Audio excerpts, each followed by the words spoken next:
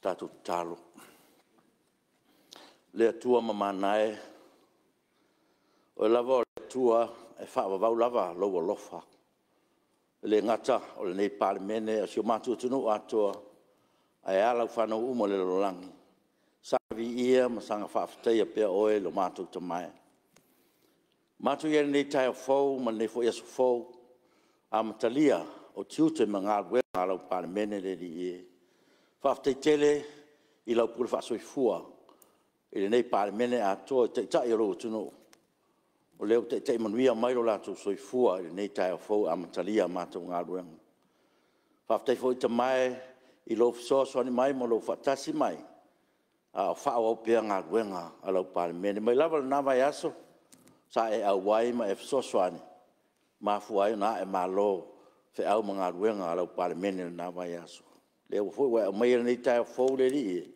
Sanga vi ia ma sanga whaafitai a oero mātou tamai. Whaafitai fo i manuia. Tapo inga si o mātua tunu, mai lava i maunga te tele, si o lava i se o pitu i titi. Whaafitai fo i mole aso nafi, mātua iei fo i o maru pa ia ua lava le upu le ola, fola ina. Tō matau i pēa lo mātou wola. Le ngata o lo mātou wola le tino, mafau fau. O lo mātou wola wha le nganga e pia tuai pēa, ma muli pēa i a te oele li i e. Whaafitai o mātou mautala ua whai unifoi manuia Fonotaga sa iei te tai o le tunu. Ta mai tai Palemia o leo fau malanga mai lungo ala. Ia whaafitai mo me uma whaataunuina me uma. Tālo lava ia iei lo wanga lelei mo lo mana tai. Ia folau mai manuia. Mātou whenua e fia fo i pervi inga ia te oe. Mātou tālo mo le Fonotaga nei aso. Ia le a amatalia fo i le tali te te fono o le komiti o tupe. Ia mese fo i min star ka peneta. Mātou talo pe lau tō whā. Maua la tō whā sa iri atu. Wha pe nāan wha whaingofie me uma. Ia mese lava. Ia manuia si o mātou o tunu. Ure la tō wha tō whala inga le li e. O ia mātou tō tepa i tua. Mātou puno wa i pe i luma. O au mātou te tonu. O lo e wha tari mai ai. Mō manuia o lo o tunu le li e. Wha mangalo lau Palemene. O a fo i nisi se man wha le tonu i au luma le li e. Mātou talo wha pale maia. Ma e wha mangalo i mātou uma lava te tō tas. E ala lava ia Jesu ke risoro mātou li mo le mātou wha aola. Amene.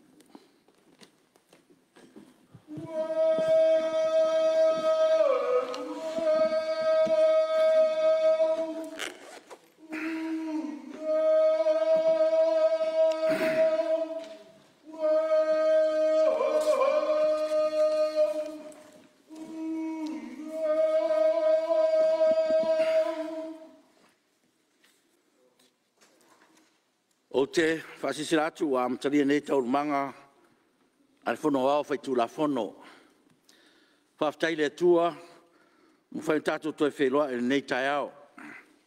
O lona alofa, ua malefua mai ai le langi mamā le pa ia o le tātou mauta. Le fio lau fionga i le sui Palemia, a pia fo le a fio tō fionga i min star ka peneta. E meise fo i fionga i min star lango. Papia fo le tu le malu, ya le afio mai a sui malu le mauta, ya le foi vaenga mo le tatou Fonotaga. Ya o malu lava lea wale tatou mauta mai lava iona mawalunga, ya se o lava iona pa ia whaale tunu me uma. Ya ai o te whatalofa atu nei tai au.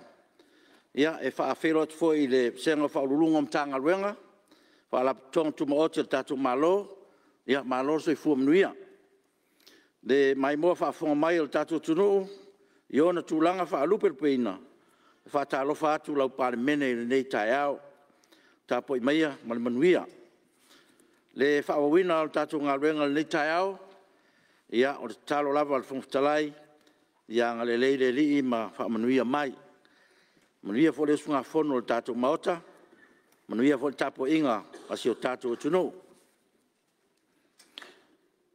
Ngā ruenga le asu tau malo, whaitawina o tula fon tau whaofi. Mua, tula fon tau whaofi o le whaitawina o tupe whaopopo numero lua o tasi, lua. Whelafulafo inga whaawau i lunga o whaitaunga whaalua. Aso fono lona 5. Lua, tula fon tau whaofi o le whaatawina o tupe, lua olu o lua, lua olu o tolu. Fe lafo inga whaawau lunga o le whaitaung whaalua, aso fono o lona 5. Tolponga alwenga al fono au whaitula fono le sforele, se mwaya tunei, ua mai a saunwanga le sus fono, mo ano a maa numero lua, po le fiang fo ile sui te tai o le tua ngai. Ia, o le avanol nei e tui nā tuai lau fionga te fono, o le komiti o tupe maua ma tupe tongi mo lau saunanga.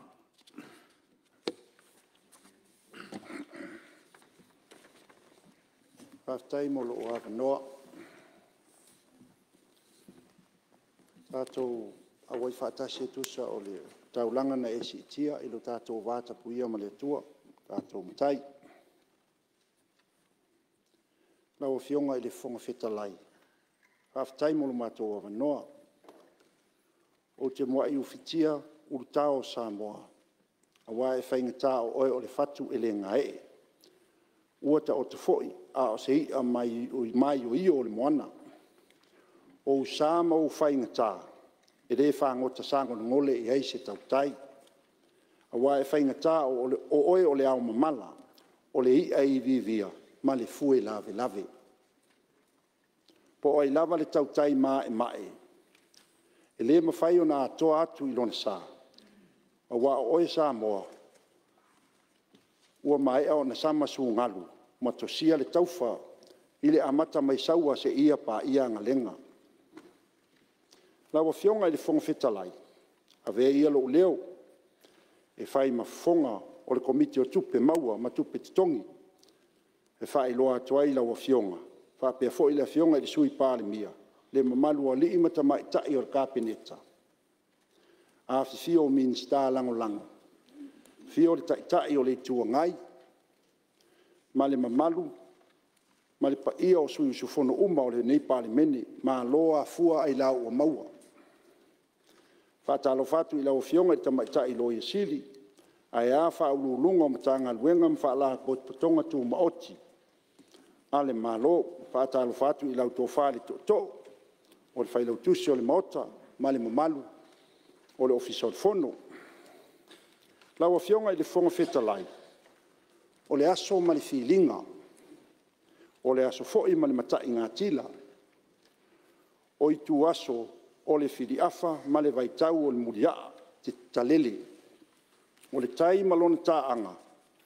O te talitonu. O lea waitala.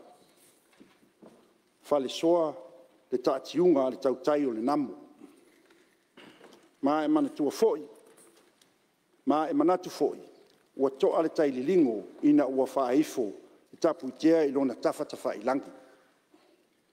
E a fuai una ou whaatulou i le apoaponga tā o le nei maota. O le maota ma le malai o tia na whau e a inga a wā Samoa mauna upu whai. E se senga la wia ia ia o le whaasounga, a e mapu e whaurua a uma ia i ngalu o le taita fola. O te whaatulou i le tapua inga mamalu, a le ao le malo o le fionga i le tama a inga, malau masiofo. Fio le sui o le fono a sui tofia, malau wharitua. Fio lau a fionga i le whaamasinosili, malau wharitua, ma le ofisa o whaamasinonga. I le amata mai i le pulanga vai, na i le mata vai o le tai sama sama. Se ia pa ia le ala i fuiono, e le leo le amata i tau, ma le whaai i tau taua, a wā le awhifio, o a inga matama, tamba mo lato a inga, u songa tu mua mapule, i tu au ma la taua, a inga i le tai ma le waa o fonti. O pa ia le whainga malo a tutuila ma manua o wale a fiole ko vana ma lutena ko vana. Pero estene ma le maota ma walunga. O whanga whetalai ma le maota o sui, whaamasino sili, ma le itu vai o le whaamasinonga. A wale a whiwhi o sua ma le vai whanua. Fofo ma i tūlangi. Sa ole masale au mua, ma le lau niu na sai lua. Whātui o le motu, ma la au o le amatasi.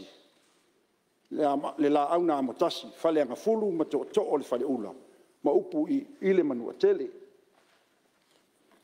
i le filosofia masani e to ale puao i tumutumu o le maunga i fatu le ngā ma malo tu mau o au na tutofia le atua i le afifio taitai o e kale sia e fia i so se fata fai taulanga ma o tau faletua awa o le fuanga ma le foanga o loo lato ula le mulila ma tapua i te talo mai awa faiva o le nei Palemene ma tua atu i nā i le atua malona fina ngalo e tauama so mātou wha tauwa tulou na lava o lea ua atoa paenga o langi ua tau fai puea fo i le matila foa ma le o feloa ona o manatu ai lea o le tala i le tāwhaonga le tama o fua o le to e lau na ia te pane i lona titi se pele o lupe ea ia na vao ese o lea ua fui i lo titi o lele ua nofoia pou o launga i te tonu o le nei maota ua atoa usu le na aloa ua ngase pule ai ola toa i le alofa ma le anga le lei o le atua i le nei tae o fou o te fia avea fo i le nei ava noa o te fia fata alofa tuai se o tu malo o whafonga mai a le pata fale i lalo e malosi le au auna pe ata po ia faiva e ala ila o tu talo se teimi o no o atu lea o se whamatalanga i lo tātou tu malo e tapua i maia ele ngata i lea ai so Samoa so se Samoa o whafonga mamai mo mai i so se tafa o le lalolangi la o fionga i le fonga fetalai o lea ua folasia i luma mea le lipoti o le taunuunga o iloilonga le nei komiti sa feagai ma le lauliuina o le tala faatau autū o le tupe mo le tausaga fa le tupe lua afe lua afe lua tolu ma le tala faatau lona lua o tupe faaupopo lua afe lua tasi lua afe lua lau afioga le fofoga i le lau afioga le foga fetalai fo lau faatasi e faamaite le faatupulaʻia o le tamao aiga ina ia mausali mo le manuia o Samoa o le vaogagana o faaeleeleaga a ua maea ona fafai le matavao e faapiefea ona toe tapuʻe a toe faaolaola ma toe tapuʻe tia pulaiti e toe faatuputupu ona faapea lea e toe autalu le vaososolo ma sasala fue ua ola ona toe polili faatasi lea i le matavao e toe velevele ma toe faasuusū ina ia toe faatutupu fua o faaeleeleaga auā se mataiai o aiga a o se fuefue e tua i ai auā asoleaga o se uiga o se faamatalaga e amata ai se manatu o auga tonu lea o le autū ua taiala i ai le tala faatau autū o tupe o lenei tausaga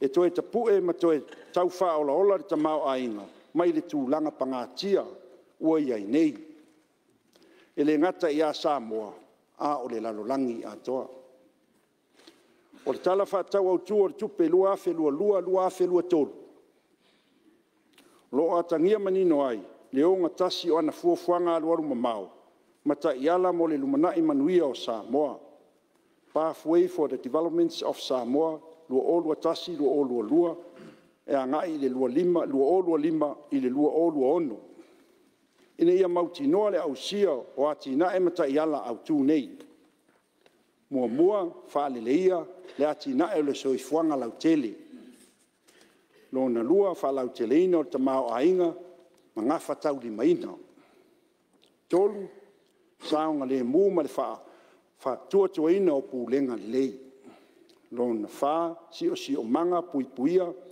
ma suiga o le tau lona lima tulaga i galuega le malo matinaʻe tetele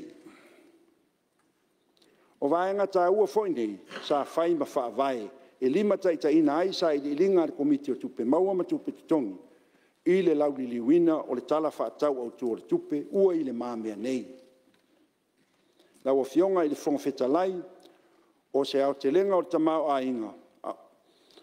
O le atonu, sa wha i titia i le fitu tesi ma le whapa sene, i le tausanga i lua o, lua fulu, lua o, lua tasi.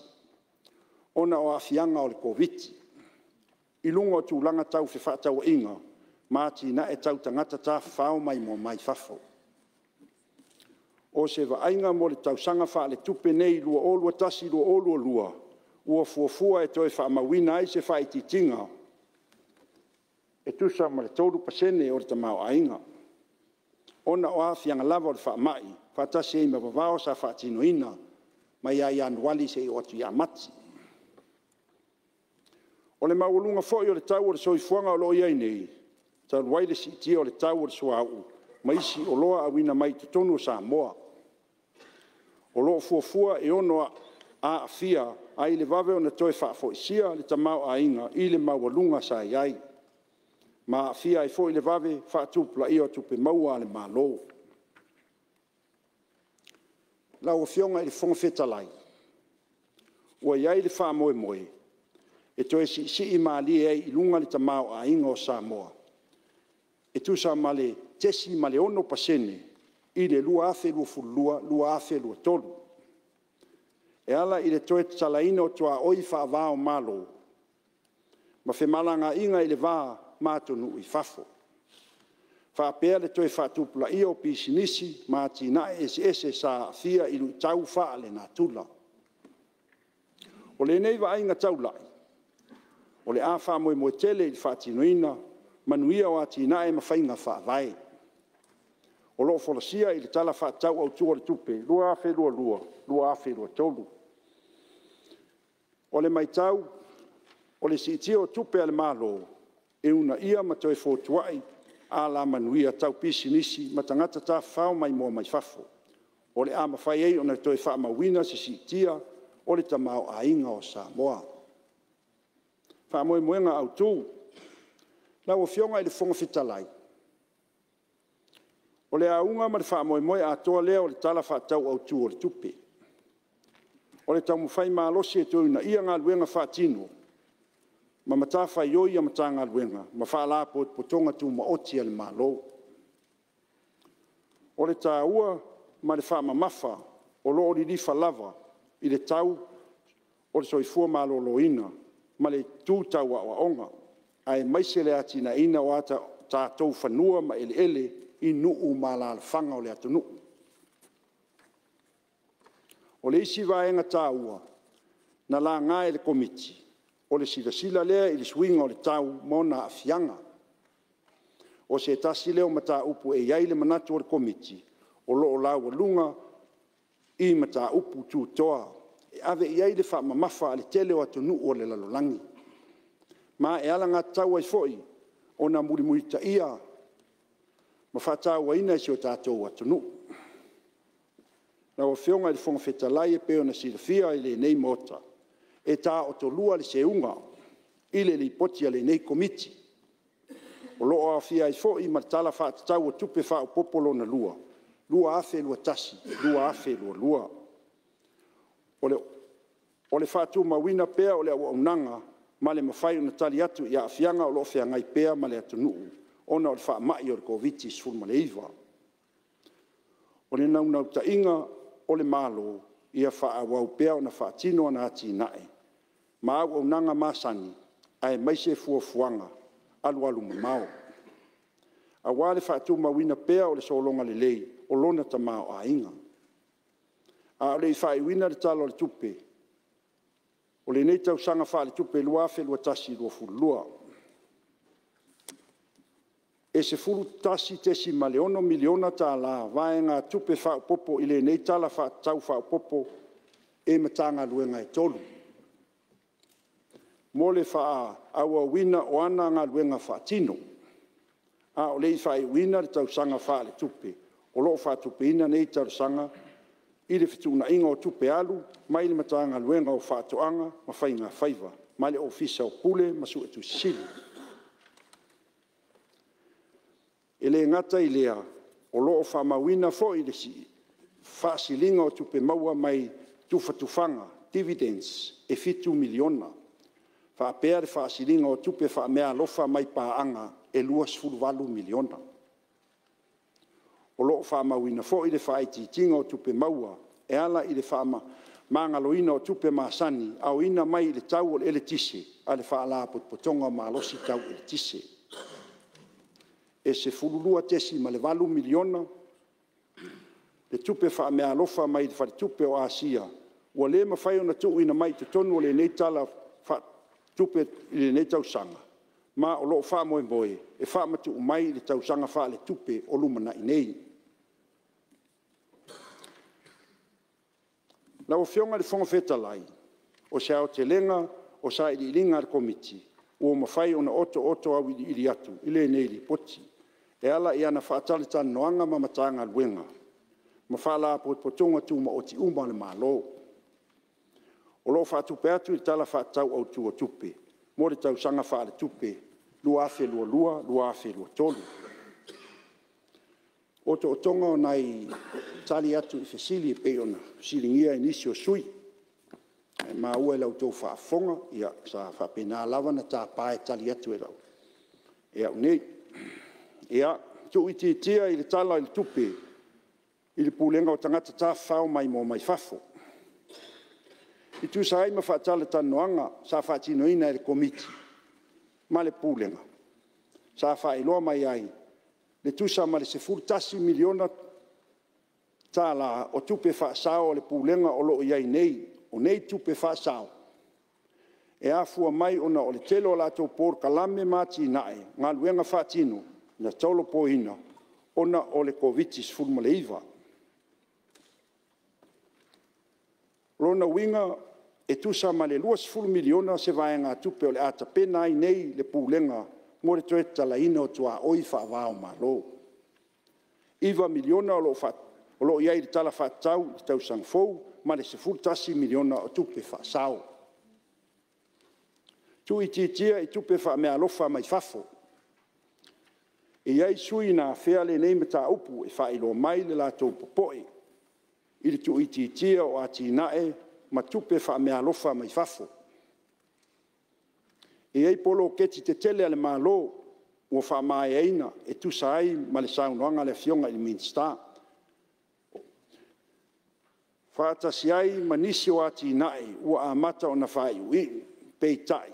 E tele fo o nisi ati nae ma polo keti te tele o loo whaatala noina ma tau whaamautu ele matanga luenga o tupe ma paanga mo ati nae ma sandi o le malo. Tu iti o tupe whaamautu wha matuuina atu i le SWA ma le EPC, le ofisa o le vai ma le ofisa o le ertise. O vaenga tupe o le SWA o loo folasia i le tala i le tupe ale matanga luenga o ngā luenga. Whela ua inga mati na te tele o le sao lea le Iuni o Europa i le vaenga ma oti o le SWA vai. E mo le silafia o le tausanga e lua afes lua ota siiva i le lua o lua fulu na ngata ai le fisoasoani masani lea ale Iuni o Europa po le EU taluai le mawhai o na whaataunu uina o le Fonotaga tele lea sa fuafua e whaatalano ina ai le isi vaenga o le nei fisoasoani taluai le COVID-19. A o talia nei whaatalatanoanga sa tau ave lava i le matanga luenga o tupe nei ati nae. O le masina o mea tau sanga i lua afe lua. Na mafu ai loa o na whaamautu le whaawawina o le fisoasoani a le EU ma e tusa ma le valu tesi ma le 5 miliona ta la. Lea ua whaamatu mai ma o loo folosia i le tu lau whaaloma se fulu ma le ono. O le tala i le tupe. Mo le silafia e le nei au fia a toa. O loo whaatino ai umalava ati na e mo le vaenga ma oti o le SWA vai. E au fia ai puna oa whaana tula o le SWA vai. SWA vai la foai, se i tulou, su e su enga o vai tu ufang, o wale fonga tau mafa. O le atunu, ati na e o vai tu ma oti. O ala vai. Whaatasi ai ma fa o atu o le SWA vai a inga lea e whaatino e le ofisa o le vai. O whaelo mai, e tu sa ai ma whatartanoanga le komiti sa whaatinoina, e pito i tele lava le sao mai vaenga tupe ale EU, lea e whaamatu watu i le ofisa o le vai. O le naunau ta inga, o le ātau mawhai lava e whetu na inga luenga, maisi ala ngā tupe ale pūlenga, a wale whaatinoina manuia, o ala tau ngā luenga i le tausanga o loma nei. Le EPC, e tusa ma le saunoanga le fionga il ministao tupe, e iai vaenga ma o loo fuafua o le a mawhai o nauina mai le EPC, ma o le a avea ma wha ma avenga, mo le tausanga wha le tupe o loo loma nei. Ua whaelo mai le komiti o loo iai lava le a vanoa, e toi ilo ilo ma wha atala noa hai le tūlanga mo CSOs, ale EPC i le tausanga wha le tupe o loma nei, ina ia mawhai o na fisosoani atu iai, le matanga luenga o tupe.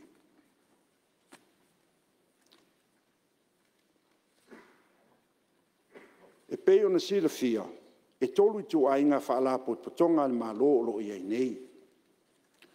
O le mutual beneficial parties, o whaala potonga whaavaina whaale tūla fono, e whaatino ina se au nanga, mani teu ngā tupe tu sai, malatou tiu te wha tu la fono, ma e au fiai le ACC o le nupi wha, ma le SLAC. O le Public Beneficial Bodies, o wha la po totonga wha avaina, e wha atinoina se au nanga, mo le mamalu le atonu, mo la tau, e le mana umia ni a lātou polofiti po ni a lātou tupe whaasiri. Alo lātou mtawhai oi, o le au nanga i ati ina e o le atunu.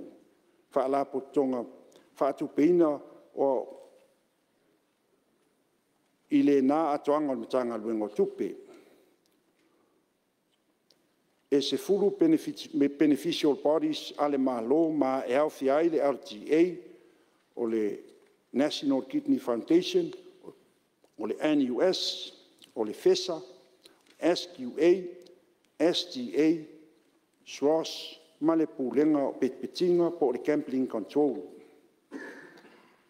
Ia, na se fsoswani na fua, lau whionga le te fono.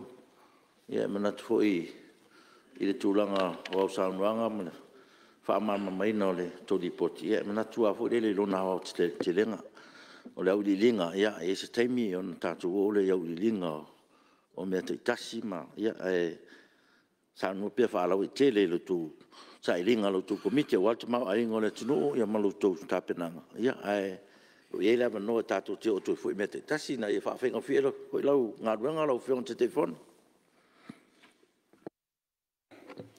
ia fa stai tai lo fion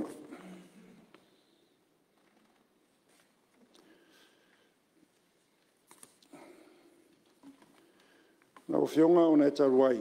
Sa ia lava ia nai sui sa whapena na siringia ia le komiti. Le tau mwhai a watoina i tali nei. Ia, le ala au se e mai le tatou whatupla i o tupe whatula fono. O fionga e le pompitalai. ia se tu le mai le sui o whalatai ma samtau e se After no fionga e pompitalai. O le mai tau atu le ase e se le fionga e le. Tai fono mai le ta upu le o CSO. E nau whiwhia whawhisiri atua e le fionga le. E tai fono. Pere i o se sa ili linga lau tau komiti. O le mai tau atu na miliona le averi PC. Ai pe fia ni areas o Peter Street Lights o lo iai. O al tau tonunga le iai. E le tau na ngā whatia le miliona leo na tutongi ai tā lafo le pidi o lo mumua ia mo ria la watele mat whaaloan.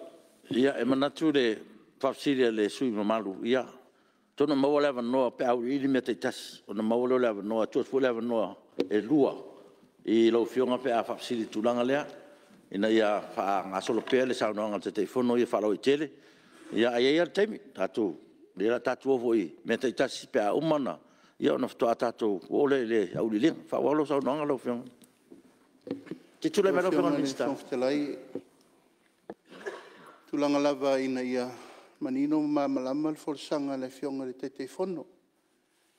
Anga le mai tau atu la amata na fesili sui le mota I mea le ila ngā ia la tō launga. E tu pele vanoa se isa noa te fono. E manino la na forsanga tulanga au te tele. Lo fa mamla mai. A le toi oso le ni fesili fau. E le tusa mal tato tu la fontu mau. O le fa manatu na tato mota ina ia manino mamla malele. E fa solo mai le sa noanga le fionga te fono. E la fotu pe ona ina alto fala o fionga te fono I metali ai ma metele tali ai. Fa wasa noanga lo, fionga te fono. Ia whaafitai. Ia o tūlanga tonu alna lesa tau watu waise whaamtalanga. Na o fionga le sui mamanu. Lea te whaafonga mai. O leo te taritari a tua fisili a sui mamanu. Na whea I fia manu malama. E le ila vea mai ai lau saunoanga. Ia le tūlanga lea.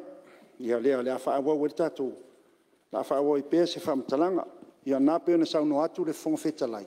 I ei o awa noa e lua. I teimi o awili I linga. Ia o na mawaile o loa noa maleanganga whaaloalo. E pēr o na masani ai. O tupe nei. E le masani. Tupe nei e le masani. E le masani ai.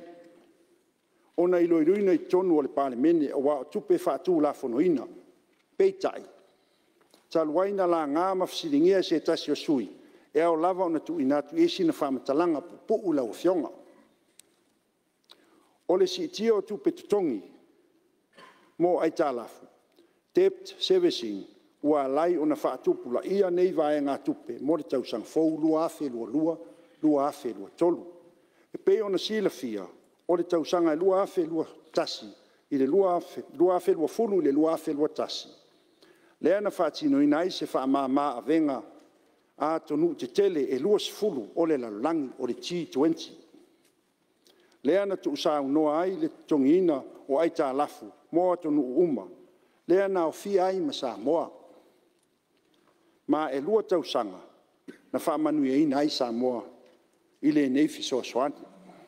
O le tausanga fou o le ato e fo I ai tūlanga o le tonginga o ai tā lafu, ale malo I le tūlanga masani sa iai. Ua mahea nei le fisoasoani na tā ua o le TEP Servicing Suspension Initiative. Na la ngā foi, vai ngā tupe whaatatau o tutongi o sui whaipule, e se tasi o sui whaapea e le tatau o na tui titia e tatau o na si tia. Nga o fionga le whonga whetalai e peo na silafia, o le tala whaatau mua le tupe, lea na iei vae ngā tupe whao popo. A wāta tongi toi fua, I tua, back bay. Mō nisi o sui o le Palemene, e tu sa ai ma whaai unga at whaamasinonga maulunga, ma le whaamasinonga apili. Lea ua maea o na tongi nei vae ngā tupe. Ma ua toi whaafo isia tongi I le tūlanga masani. Ma ua au fia ai manofoa whao popo. O loo au fia I le tala o le tupe.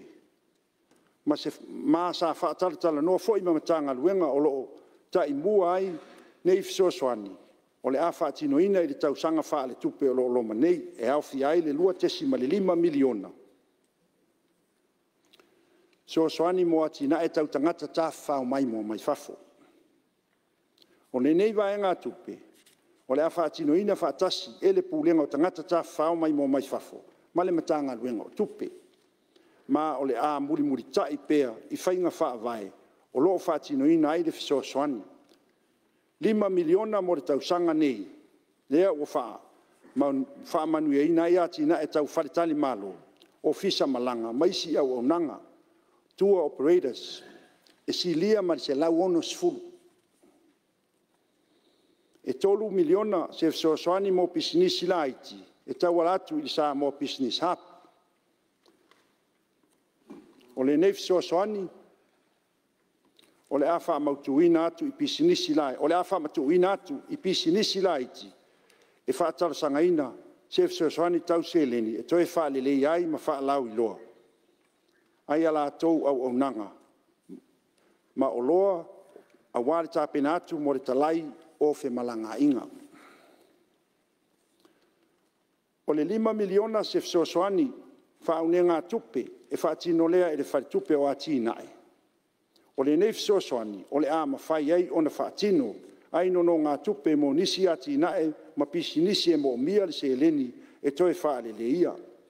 Ma wha lau loa ai la tau au nanga ma loa o whae loa mai le la titi o tului o le nei a no ngā tupe e na o le 3%. Fata siai manisi tu unga o le afa whaingo fiai o na maua e tangata anu o Samoa le nei wha manuianga. Na fsiringia e komiti le nei vaenga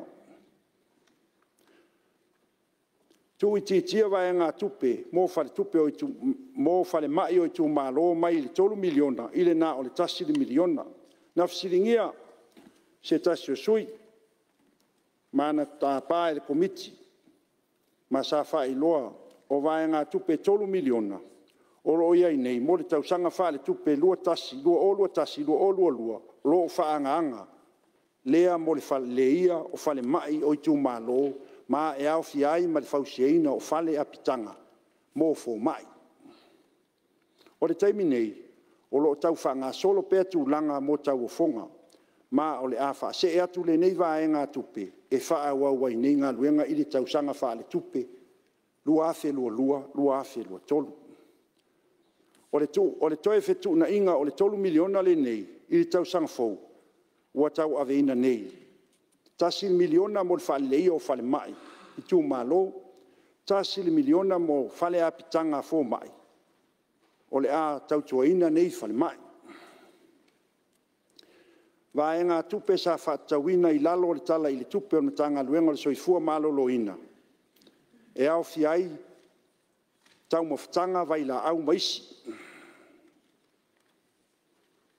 tu sai ma fatartanoanga sa fatinoina mal matanga luenga o nei vaenga tupe o fa se atu i lalo o vaenga tupe fatawina o vaenga taitasi le matanga luenga ia mafaiai ona mata i tū lelei e whaurulunga o nei vaenga ala tau tupe whaatatauina a wā au nanga ili mamalu o le atunu. E leo ave sea mai le tala o le tupe a sila atu i aile sui mamalu mai nganga i whamaunga nu meletas. Ile au te lenga o tupe whaatatauina mo nisi o vaenga le matanga luenga o le soifua maloloina o na maitauina ai lea o se sitanga onda o nei vaenga tupe. Tui titi o tupe whaatawina mo ngase awina i fafo. Na fisiringia foi, se tasi o sui mamalu. Ma sa iloina le nei komiti vaenga tupe ma sa whailoa mai. O le tausanga wha le tupe o lo whanga solo nei. Na o fia i tupe tutongi mo le nei porkalame le wha onofo e sea lea o ngase i le whatoata unu i Niusila. I mo le taimi nei ia mo le silafia lea ua tatala ia feoaʻiga i le vao niusila i le lalolagi atoa miga ua faʻititia ma faasauina mai nei vaega tupe ma o le a faauau pea le latou galuega auā le o le matagaluega o tupe o le a faauau pea le latou galuega auā le mataʻituuina lelei o nei tupe alu a le malo o le foreign reserves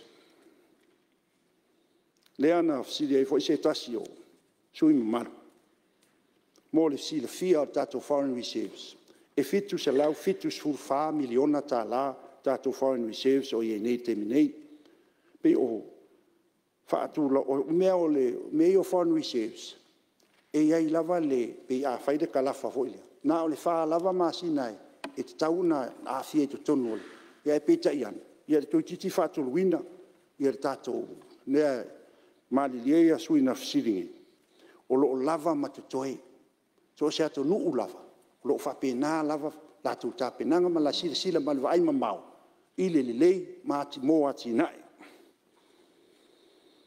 ia na ua mai lea i le miliona lea na fasili ai foʻi se tasi o sui o i tupe lea na ave i sports development fund mo le silafia e lauafioga o lea ua si'i i le vaega tupe lea i le 2 miliona e lē ua ave esea o lea ua si'i i le 2 miliona a ua ese le vaega lea ua avatu i ai ua avatu lava i le vaega lea i lalo le minista o a'oga le 2 miliona o a lava ia vaega ta'alo uma po atu aiga ta'aloga e fia talasagaina ia ona talasaga sa'o a lea i lalo ni tagaluega lea ma le agaga fa'aloalo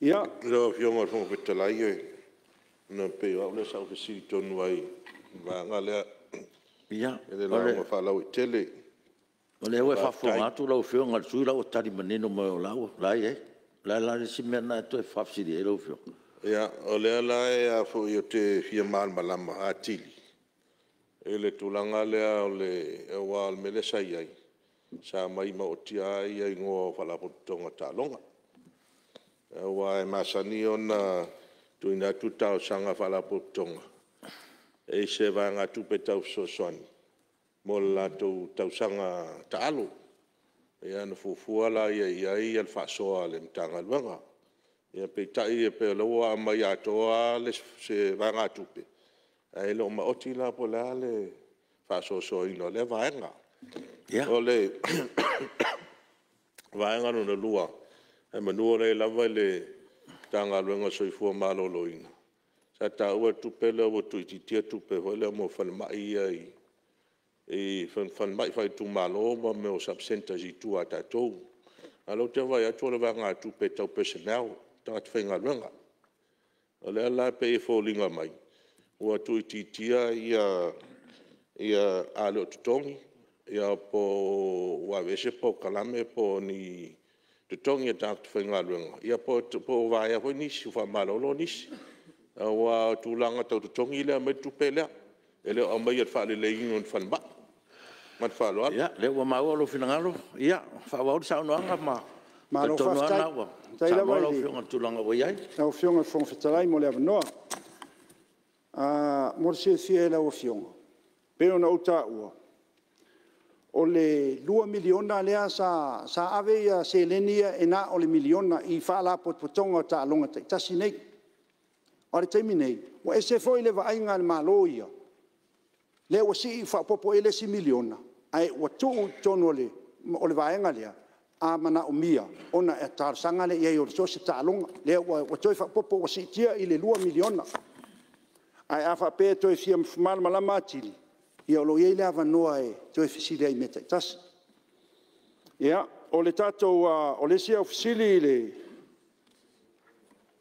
vaenga le au. Ia talai e ia ona fia mamla matili lava. Ia pe ia wa le wa mai au fai fo le e se tūlanga se tupe hoi le 2 miliona. Ia e pe o le mele sa tau tuturi lo atu. Ona lai tu fasili e fala tonga onga pe anga va ala tu pele ai kon me sa mai momo sa ia va nga be la kapi sa ia va nga be net po ia mai si fala tonga tau talonga ia le bela le io pe o fai non fasili vo le ia tu langa ia pe nga fasili ni ala la o fionga ko tomiki komiki ia le mtanga luenga i se fa so ala vo le lo fufua mo i ku nga talonga se ia fa lo Manilo fengale fonga. Se tu le melo fengal minsta. Tu le melo fengal minsta. Business mala manuia. Ia, faftai lava molo ava noa. Ai fief sosoani at fo iri tūlanga le ofisini ai ia sosoani mo tālonga. Le uta wai le lakapi. Ia peon sila fia foi. Lo fa wau lava ia le sosoani le ale gambling control. Lo ia ile sosoani lo ave la kapi lima se la wafe me lua fe sfubal ma lo tongi per termine e lo to e ne le toru se la lima sfur wafe o lo faina ave la kapi o isi talonga o lo o au mai sa o lava la to tarsanga i fo le gambling authority ele ngata ilea o lo ave fo ile la to tarsanga ile sifa mo se sosoani mo talonga ia o le foi o lo mai tono kapeneta ia ma vatu ile malianga kapeneta mo le tuftu faina o se lenia ina ia mafai ona sosoani atuai ai ese mai le 2 miliona le lo ave le tanga luenga wa onga ia e fai ai fo'i isi alona uinga, o lo tele lava avanoa lau fionga, e mawhai e ona fesoasoani atu mo ta'alonga ese. Ia pe o le soasoani atu le ma whaalau lava. Alo, whaftai, sa noe lau whionga minsta, se tu le mero whionga minsta wata. Whionga whonftalai e atu lava e whaamamla mātili sa noa ngā le whionga te whono. O le taunu mai o le tātou whainga malo whau. O lo tau whātu langa il mele tupu te minei me umalawa tau tālonga le tunu. O lo ngawha nei ma le whionga le minista wao. I le mele nei o leo mai sala lau o tu tino umo tālonga i le tunu. O le lopo whetau la iei. O tu ule sasnok sa ta tauna sau mai ai talo sanga me tau talo. A o sau al tālonga i ma le federation i. O le whawhitau li nā le tupu nei tono kabineta. Ma wa uma foi na faile tal noanga o le ave le ngā luenga. E tau whaatu langa i la le mere nei, ina ia tasi le avanoa. Tasi le awala. E sau mai tā launga, ma tā sanga a federation te tasi. O le temi nei, e oa ngā i o lo fiso aonga o mai ana i le tau i o me vol tato tā longa ia mo mo tato tes loto. O lo whape nana le manino le temi nei, a e maa lia sui. O lea ngā i le kāpeneta le teimi nei me le whaasolonga o ngā luenga pe on tau whaamalmalama atu, le whionga te teifono. Se i tau whaise a la fua. Ina ia tā tia le ngatonu me le aua leo mai salalau. E le tasi sta alonga le tunu, na e tau tisirfia. Ai o loo tau mawhai e tuu le whaava e tasi. Ia na whaingo whiero lea o na tofu sia, ma pā leni i whaasoa. Aua nei tele isi a lea isi, e pe o le whaamamlamanga na leta o watu le whionga te teifono. Lo, whaftai, tiro leo manino le tulanga, ma lem taupu. Se tula mai lau whionga le Mr. Aonga? Ia. Sa manatu lava e tūpela manoa se sa ausi tato mtaupu. Aua o le eile manoa mātou te tali atuai. I ona wha manino a tili o ia fufuanga lau whionga. Malo, whaftai, ia, whawal whanonga lau whionga te teifono, na e manino a me uma, whawal whanonga. Ia, whamalo whaftai. Whaftai atu lea ua. O le a o le taimi e tali atu ai e minsta na tali leo nisi o vaenga. Ai se tau wha umatu asi te whamtalanga le lau whionga le sui te teifono. O le sui te tai o le tuangai. O le 2 miliona lea peo na efsiringia. Molo sila fia. So se taalonga. Po se a se e iei meo whai unga e mana o mia meo resorts. Le si foi natu langa na tilo i eile le malo i mafuanga lea. Ai lau se e se manatu langa. O le tātou whaamama a venga. Lea e whaatino nei e le EPC ma le sua. Te manatu e le ai lava se Samoa. E le o whaamanu e ina i tūlanga lea. Pea ma se iwa suru iwa pa sene o tangata Samoa. Si o tātou atunu. Ua maua nei whaamanu ianga. No winga. Tasile nei whaamanu ianga tāua. Ua afia o mailo tātou atunu i se tau mawhainga na whaatino ina i tātou malo. Ia, na mai ai leo, fesili na tuina mai le mamalu o le tātou whaipule mamalu o le tātou Palemene. Ia, te manatu. Ia, uo le.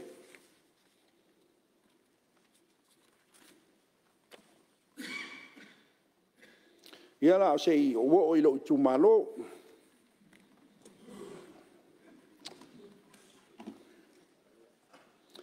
Ia, e le toi eini whamatalanga e toi whaaleo eini mana ongo se o tū malo. Ua mai au na whaaleo e se tasi o fwoi o sui whaipule, si o tū whine lea, māti tō lua nisi o vaenga tā ua, e whapea fwoi ma lea whionga i le sui mamalu o le whaipule mai le whale ilunga. E nao se whamanatu o vaenga tā ua, e ave i eri whaamua mua. Mua lava o le soifua saonga le mu. Malo whaftai lau whionga le minsta. I tātou ala lau paparea po le Fort Leyte a vea. Malo lava whaftai. Whaftai fo i le tali mai o le nā ua. Ma ea o na whaatino uma ia whailo ilo. Ma meo speed humps. E whale mu e ta vale ele i o atu. Iai, mo le sila fia. Ia. O le foi wa o ele na no ta inga le netu malo e va ai le le me to tino ne ia awone te va ve fa le ngaina e mo si la fia ia o umana o tal no atu i la o fionga le minstana fo we sau no mai o le a faatino i se taimina i o matonga luenga nei e tai pei ole a wala ngā lue i sa atitoa a wala ngā lue i a maile ia whapea fo ia a wala tu ua nei o utu whala lafa maloto pue saloe i oe amatari tonu i le so soani a lau fionga e whaatino aina i vaenga ia e le naona toi whapopo atua o le vaenga lea o loto pue i le vao loto pue ma malai la ua a ia mai lava i le sami e le o toi ofieni ta avale se lua si tanga i ane i se vaenga i mawhai ona toi vave fo i aile tūlanga lea i a ia lea ina ne i ai fo i ni wha lave ona tūla i mai ai ma le nganga wha alo ia e le o le tō lau o mana onga e tāua a fua lava i le wha soa lima le leia o tō fionga i Minster o le uti o seleni ma fuanga le na u wha ngata mai mana onga o le nei tū malo mo le nei taimi whaftai se o wane tapo inga o le ainga sāle vi sunga i au auna tutofia le tua so se fata fai taulanga o lo fai le faiva o le tatalo ma whanono manu a wase manuia o se o tātou tū malo whawhitai mo le tapo inga le pa ia ma le mamadu le fio la o fionga i le tui atua na whanofo a fio lala i malai a fio le li o le tū ma le tāne o le tū pule na tatai i la lovima malai fono ma le lautinga lau li le i a te oe sale au mua o pa ia na mamadu o se o tū malo i le a mata mai sa toa malai la loto pue mutia tele sale au mua utu whaala lafa sa musu a maile matia vea ma lota puai se i fai se whawhitai pupu na o fionga di whongwheta lai i le whai a onga le tātou au te tō fitu ia na o fionga muri anga tele Brian ni ma tau sa wha maoni lalo milo. Ai mai se pūlenga o le tātou au teito fitu. Kapiteni alo ma whanau.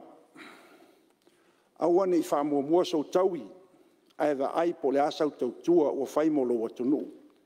Ne i ngalo i ate oe. O le tāleni o whamanu yanga mai le tua. Se tau tua nā. Tu i ai a tua lou whamaoni. Ai ate oe whamanu yanga le tua. Ele ngata ia te oe o atua i alo ma whanau. O le maua se tasi o perfeta o Jeremia. Aua e te le i whanau mai. Ua sila fia le atua lo tangata ma le whangaso longa o lo o langa.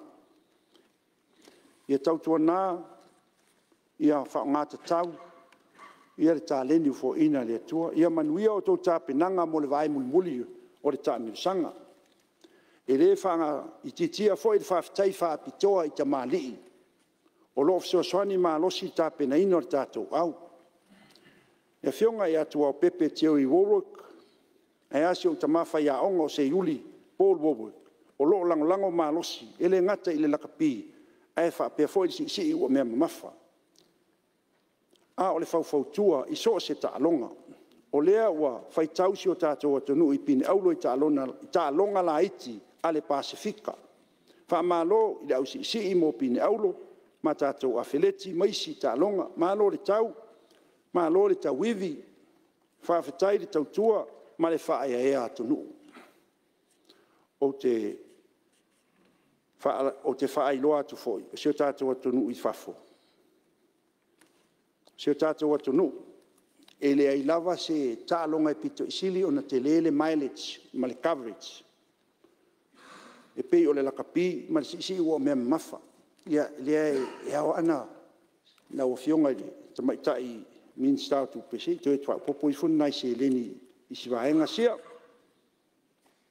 Ia whaftai whaptoi la o fionga li Minster tupe, mo le tāpena ino le talo le tupe, lua afe lua fululua, lua afe lua fultolu. Ai mai se whaurulunga, ma le matanga luenga. La o fionga le whongwhetalai, o na pauai leo se whamatalanga. E iei le manatu, O lea ua taoto a le vai faafulu ma le vai tā ina ua lomaloma ma manu na tāuli i le tofi e pei o faiva ma malu o su'a. E momoli atu ai se faafetai a lenei komiti i matagaluega uma ma faalapotopotoga tuma oti ae a e sa auai i le lauliliuina o le talo o le tupe. O sui o matagaluega sa tofia e avea ma fesoasoani i la matou komiti a o faagasolo ana i loiloga ma sa iliiliga faafetai le ofisa o le tupe a pea foi le suʻetusili ma le tuuina mai o se tasi o suʻetusi tonu o le matou komiti ia faapea foʻi ma le pisasi malo lava faafetai mo loo tousao tāua ua le atinaʻe o le tamaoaiga o se tatou atunuu faamanuia le atua i la o tou siva taufai e fia momoli foʻi le faafetai i suiusifonu ma maluuma o lenei komiti i le faatuatuaga i loʻu faatauvaa e avea ai a'u ma taʻitaʻifono e sui tulaga i lē sa avea ma taʻitaʻifono ua faiʻilani i lana fola lana tuligasia fioga vaele paʻiaʻaua iona paʻiaʻaua sekuini faafetai mo le taimi atoa na faagasolo ai tatou iloiloga e mulia'a se faafetai i le ofisa o le failautusi mo le tausiga ma le tautuaina o lenei komiti a o feagai ai ma lenei galuega tele e lē faaitiitia le faafetai ma le faamālō i le suga i le li'i ma tamaʻitaʻi failautusi o le matou komiti suga e rosi koria ma fausaga tala lelei afaese faamālō le tautua nofo tuavae faamanuia le atua so o se Samoa faafofoga mai so o se tulimanu o le lalolagi faamanuia le atua i lau tapuaʻiga e faamālulu atu foʻi o le a se leo ua laavali ia malu ave fale i o tou finagalo e lē asa se faiva ma se maumau ia e faiga malaga le afioga le tamaʻitai palemia ia tauina ia puipuia ala o le ea o loo faapena na taliu mai ai le faiga malaga faamanuia le atua i lau afioga le sui palemia ma le kapeneta afioga i minista lagolago sui taʻitaʻi o le ituagai ma le mamalu o sui sufono uma o lenei palemene sili ona maua le malosi o lau afioga i le fogafetalai ae matou ola i le alofa ma le agalelei o le atua soifua ma ia manuia ia ua faamālō saunoa faafetai lau fioga le teteifono ia le foʻi ua manino le paia o le maota ia e mese foʻi le faafofoga mai le tinu ia e tusai foʻi o loutou lipoti i auiliili ia e mese foʻi o nisi o taupu salaga e sui mamalu ia faafetai o le lava ua maioia o le saunoaga ia ma ua manino foʻi tatonu foʻi ia ao iai lava ni mea o totoe ia o lea la tali foʻi tatou mālō ia mese foʻi le taimi auiliili ai tatou talatupe ia o inā e maui foʻi isi avanoa mo le faalauteleina outou finagalo ia e mālō faafetai saunoa i laufioga le teteifono mālō foʻi galue loutou komiti e lē mamā loutou galuega le feu ua o le faafetai i faaululuga ma tagaluega ma faalapotoga le mālō ua ala latou fesoasoani ia tautonu a ua lagona foʻi le gaga faafetai nei aso ona fuafuaga tāua ia e mese o le taumafaina ia manino me uma tumai maota me le faafetai saunoa i laufioga teteifono ia le foʻu oo saunoaga i tatou lakapi e mese tatou taitoʻafitu ia mālō a faafetai le foʻu ave ma lau taosaga i le minista tupe ia atonu o faafogafoga mai foʻi mo pea lo latou loto tele ma le ona saʻi ia ma tauivi ia ua lava le igoa taʻulelei o sio tatou atunuu me lea ia mālō faafetai ia laufioga le taimi nei ua mae saunoaga suisufono ia mautaitonu laufioga sui palemia ia laalafo atu ia laufioga ia mo se faasolologa o tali o le mālō ia ua mataupu salaga e sui mamalu tapā laufioga sui palemia faafetaitele laufioga e le fogafetalai o le fono Samoa lenei taeao ua maeʻa foʻi na e momoli lapalapa o mālō e sulina ai le alofa saʻili mai o lo tatou mataisili le lagi ia e pe ona e alagaina lenei taeao matou talo ia mana pea lau upu auā le viiga o le atua ia e maise foʻi le faatautaia o le fono aoao o Samoa e pe ona e tulaʻi mai ai lenei vaitaimi Whaftai atu fōi le a fionga le taitai whono o le komiti tupe maua ma tupe tongi mo lau saunoanga. Ai o se whaftai tele I lau komiti sa whita itunga wale li poti lea wa ta oto mai I le mame nei. Au fionga le whongwhitalai wa whafoga le bota ai mai se Samoa I saunoanga matango fia suis whono o le Palemene.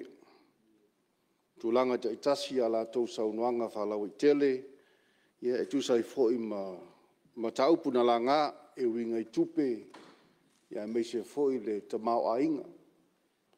Ia ma whainga whaavai tau tupe le tātou malo, ia o lea le a tāpe nātu ai li nei tū. Ia alobaia o le a tali atu le tātou malo, ia fionga I minsta o fito I tonu iai ma tā upu na ngalangai o tō fionga. Ia o le a whape nā o na tali atu, ma tā upu ese pia o na saunoina I sui mamalu. Lau fionga pe a tūsai ma lau fina ngalo, ia o le a matai mai le lai tū, na fionga a tō susulu o le sui mamalu mai a ana alo finu me le wha, ia na wha solo mai lavala ia se I o mai mātou tū nei, ia le tali le tātou malo, o le wha linga lea ma le wha aloaro lau fionga, ia e wha tesimai le tua I le wal whaivara nei tai au, a wal wha tau taino le whono, ia wha pēa foi o uso mo tō wha fine, bātu tō pa ia mo tō mamalu o uso a whaipura le mota, manuia saunoanga min star le kāpeneta, manuia le whono usu, manuia sa moa lo wha whonga mai. Malo whaftai le taunoanga mamlama lau whiunga sui Palemia, e me se fōi whasolonga o tātou ngā ruenga, me se tali atu tātou malo, ta upo isa la nga sui mamalu le mota ia malo fa te le menino le tulanga ia e na fa manatu al no fo ia o tali al malo po tali se minsta ta upo sa siringia sui mamalu o tali muri lava na e fa manatu fa pena al tatu so ona siringia e se sui sem ta upo o uma na tali ma wa ia le fa un al minsta al malo ia ai lona fa winga ina o so fono mele ia o le winga le o tatu nga luenga tatu te ngalu le fatasi na ia mau perso long manuia o tatu Fonotaga ia manatu ia o lo ia lava ile mamalu ka peneta man finga malo ia tali uma fa uma ia wa lava la nga iluma ne foi vai taimi o tatu tuno o le fasi silanga le fa manatu ale fonftalai na ia fa fingo fieta tu nga luenga mele ia tu lai mai lo fionga le Mr. Se o manga, lau whianga tō susur, ngō lau, sauna. O te mua I whātulou, ma whātālofa I lau whianga I le whongwhitalai, ma le malu al mota I ona tūlanga whālupe. Whātulou fo I ma whātālofa I le mamalu o Samoa o whaafonga tapua I mai. Mai lava I le ao le malo, se ia pā ia se wau pito I titi, ma le tau waloa I se o tātou atunu. Whātulou ma whātālofa atu fo I le whainga malo o ta mālii, uso matua whāwhine le motu sae. Whātālofa atu fo I lo I tu malo o a ana alofinu me le wha.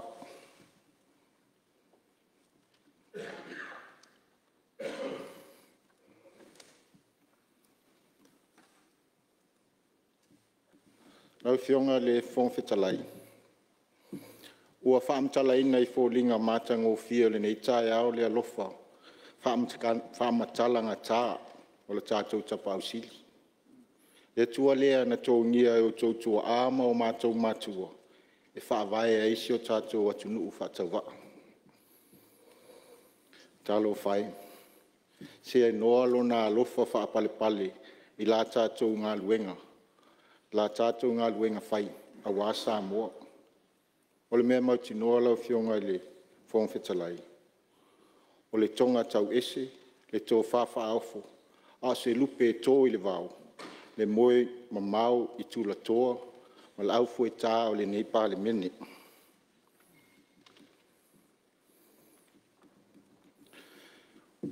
O le nei wa tali tua ale fi tā le whelafulafo inga I tō whāsau sau ma mau, ma le whautanga sa ili mālo. E leo ni tā unga, ai ole ai o se unga a wale tapu inga mamalu ole atunu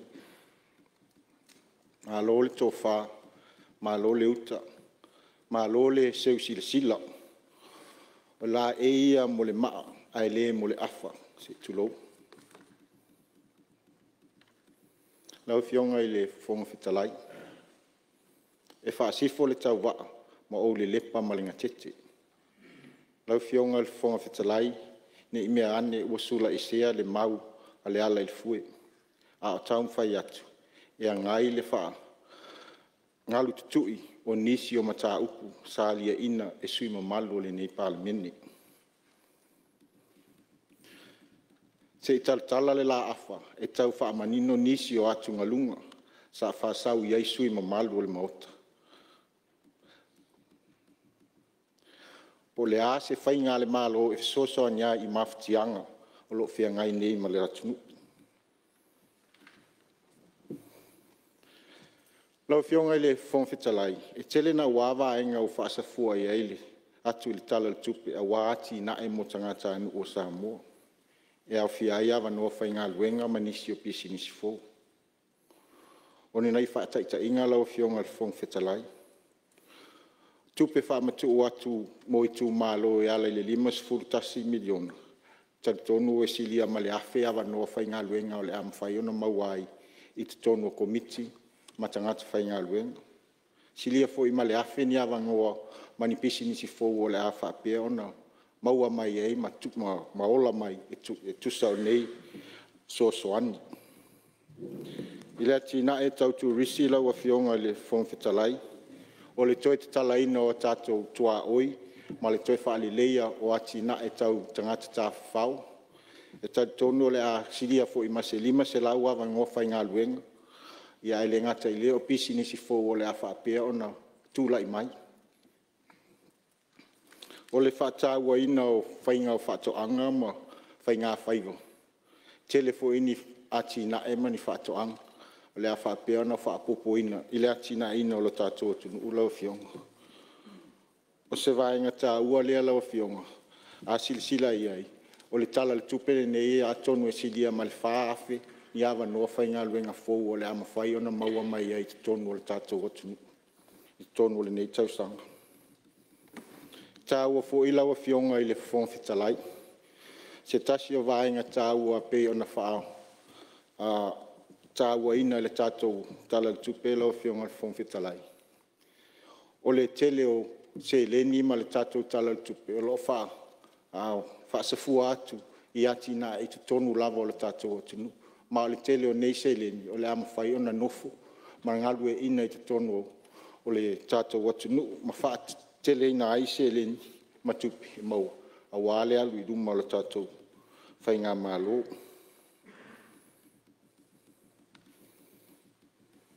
Leo ma fionga le whawhitalai, whaafsili atu le fionga le staha o mori. Tūrai mai rako ngā sūteta. Me fia mamlam. E o le sa tā ua le whai numera lea o le whaafe ngā luenga fōu.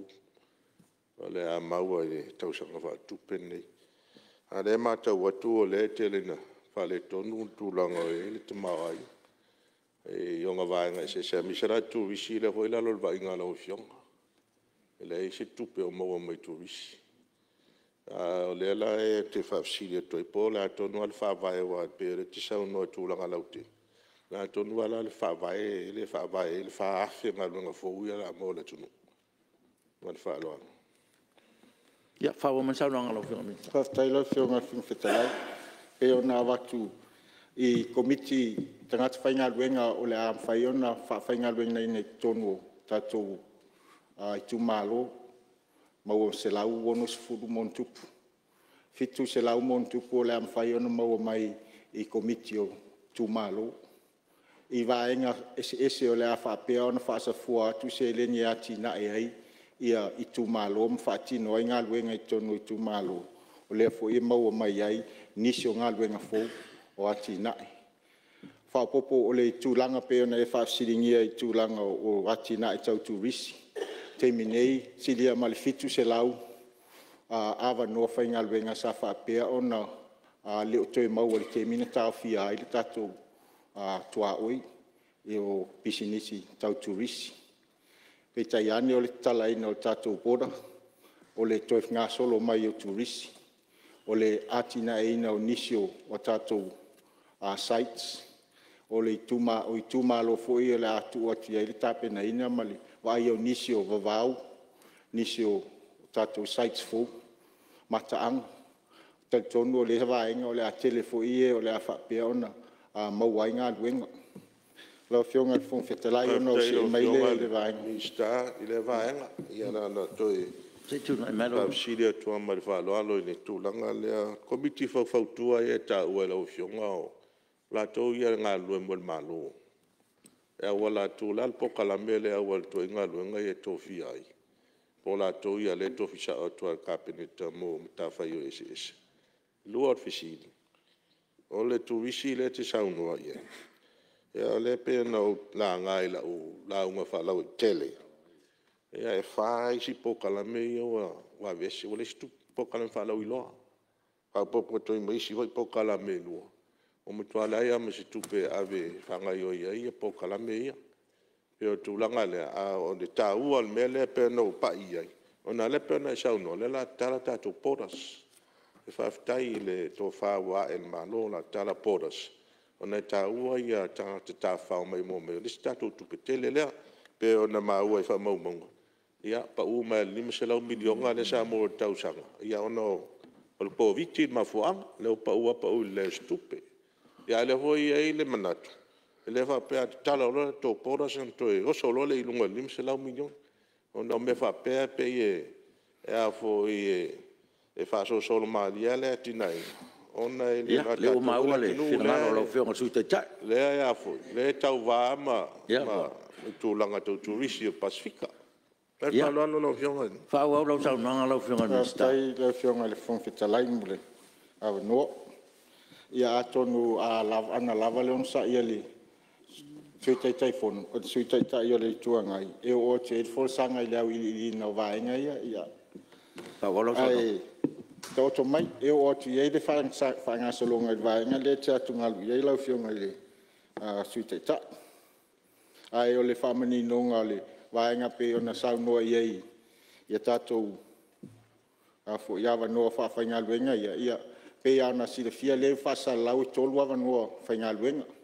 Ia o tono komiti le pe ta isfulu po isfulu wha ia isfulu wha komiti suia komiti. Ia o lea ia watu waile. O ia la tau ia whaanga yo inga ia ngā luenga i tua i tu malo. Ia ele ngata i leo nisio ngā luenga i whaen whaatino a wā ia le whaonga ino se lenio lo whaamtu watu. Lau fionga li ai ta tonu o lea awa i li atu nisio ta ngā luenga.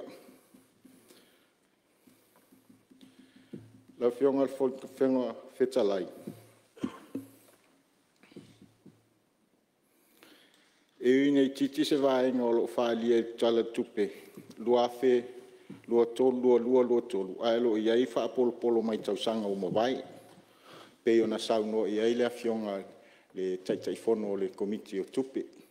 Le tele o se leni ele i mwhai ona wha o ngā ina i matanga luenga. O le tapuni o tātou podas. Nisi fwoi o ngā luenga o whatuai o no lia awa noa. Mai o lo o iai le tele o nei se leni o lo whaamtu uma whaanga ngā solo pia ia ngā luenga whaatino inai. Se whaataita inga lau fionga pe on sau noa le fionga i le taitai fono. Ia. E lata i le 12 miliona le tupe ele i whaonga, mawhai ona whaonga ina le pulenga o tangata whao mai. Mai o ia vaenga o lo whaapea ona whaatino ina i le tala tupe tausanga nei. Whaapopo ia i male tupe ua lua o lo whaapea ona whaamatu watu. Lau fionga i le whongwhetalai. Ia e tusa i fo i o le ati na e o tangata ta whao mai whafu. E silia mai le 10 miliona ta la se tupe na whaaluina. E whesoso ni ai le malo i ati na e o tangata ta whao mai whafu. Tonu lava o tātou atunu.